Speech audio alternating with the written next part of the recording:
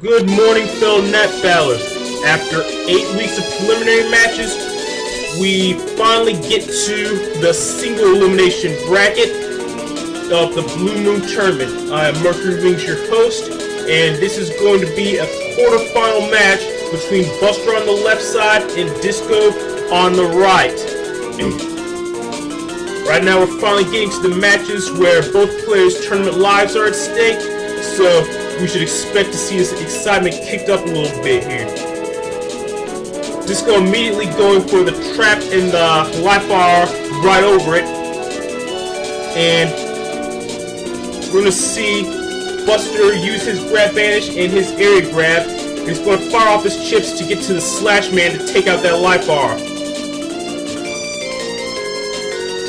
here we are on the second turn. Buster definitely going to show up with a life bar of his own. It looks like he's going to promptly slow the gauge down, giving him access to several of the ways Graygar is capable of putting out damage. It looks like he's going to go into Killer Beast, and we're likely going to see some tail arrows for that trap that Disco is showing. Killman EX is going to be set aside thanks to that life bar.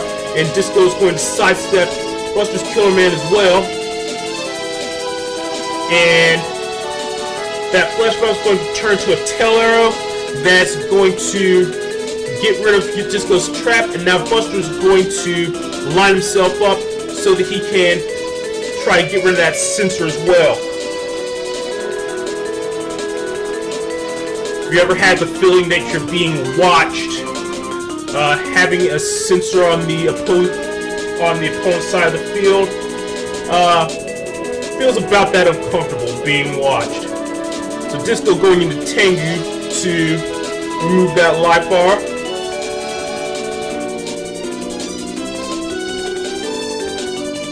And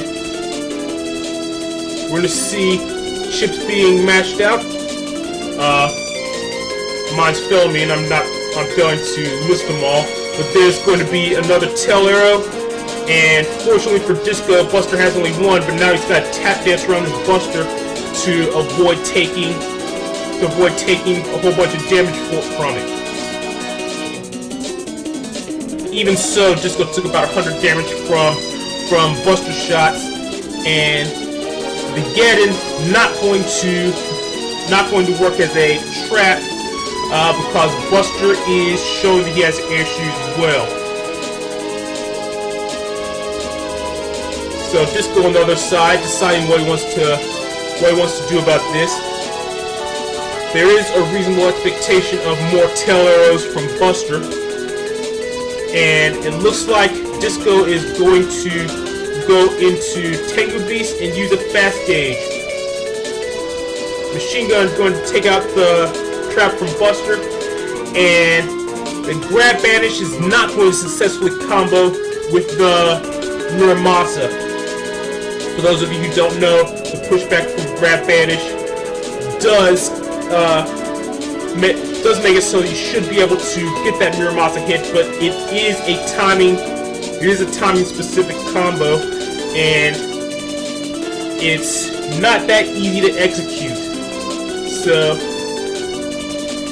that was unfortunate for Disco that the execution did not go right on that combo. He's going for a sensor slide, and that is not going to work as Buster has a trap to block the sensor's attack. And to make matters worse, that trap is going to decross Disco.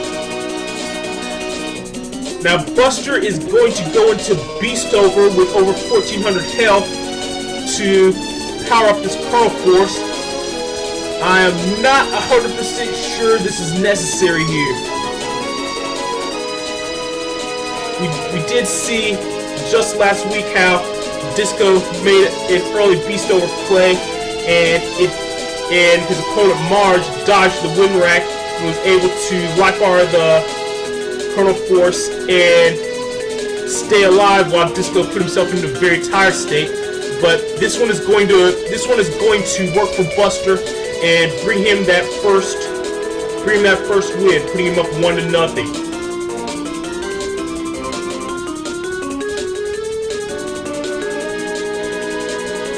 Disco on the other side deciding how he wants his first turn to go.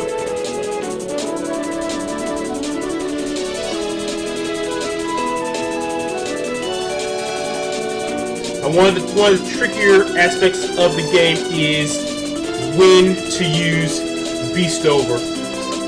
Generally, you want to use it when your health is low and when you're not expecting to survive the next turn without it.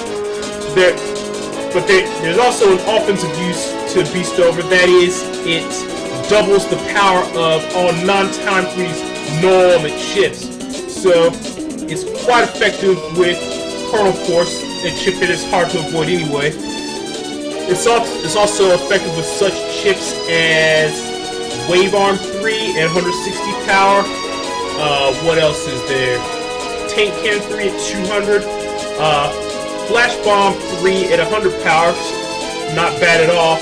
And Sandworms, their Element Swords, there are quite a few chips that are really strong in Beast Over. So you do have a reason to use Beast Over, and getting 300, 400 damage per chip, not a bad deal at all. So, of course, knowing how Beast Over works, you don't want to use it too soon, because if you can't make that kill in that turn, it puts you at 1-1-1 Buster. You lose all your crosses. You lose HP as if your opponent had a Poison Pharaoh in play. So all these things to consider when you're using that Beast Over. But I've done enough talking about theory. We do have a match to watch, and bracket elimination match at that. So I should be concentrating on what's in front of me rather than what's in the past, as I have counseled the. Well, not to their faces, but as I have said several times during commentating, it's about the here and now rather than being about the past. So Disco is going to go into Tango Cross and going to fire off the Killer Man to paralyze, and the Killer Man is not going to connect. That is bad for Disco. Going to place the sensor. And there's the Mad Quill to keep Buster centered there. But once again, Buster's going to have a trap, and Disco not going to get off the wind rack in time.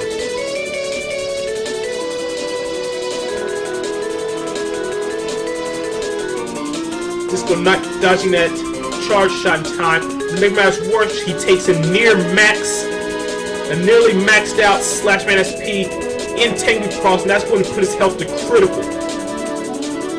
Not looking good for Disco at all, but he's got to keep an eye on his win conditions in order to stay alive in this tournament. Buster is going to go for the finish with Chrono Force, and we get to see what Disco is going to do to avoid that. There's the fast gauge from Disco. He's going to get control of the gauge once again. MMBN6 going to pop that trap that Buster has, and Disco going to use Invis to throw first Invis to rush under Tomahawk cross so he doesn't get paralyzed, thus letting him use that second Invis. Judgment going to normalize the area and get Disco out of trouble that way. And with fast gauge and Invis, Disco has earned himself another turn. Buster hanging on to the chips he has, and Disco looking through his toolbox to see what he has to start going on the offensive here.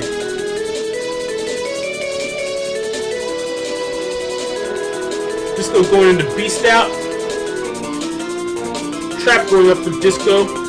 And there's a double point, and it looks like that is B's going to connect at point blank, and Disco is actually one Miramasa miss in order away from being able to just take this game right out from Buster's nose. 420 HP is still not anywhere near safe, so Disco definitely has some ways to remove that and claim the victory. The first priority is correctly going to be to use the Invis to not get executed by Chrono Force. So Buster going with the double Invis in the same way that Disco did last time around. The first Invis under the life bar so he doesn't get paralyzed, thus letting him use the second.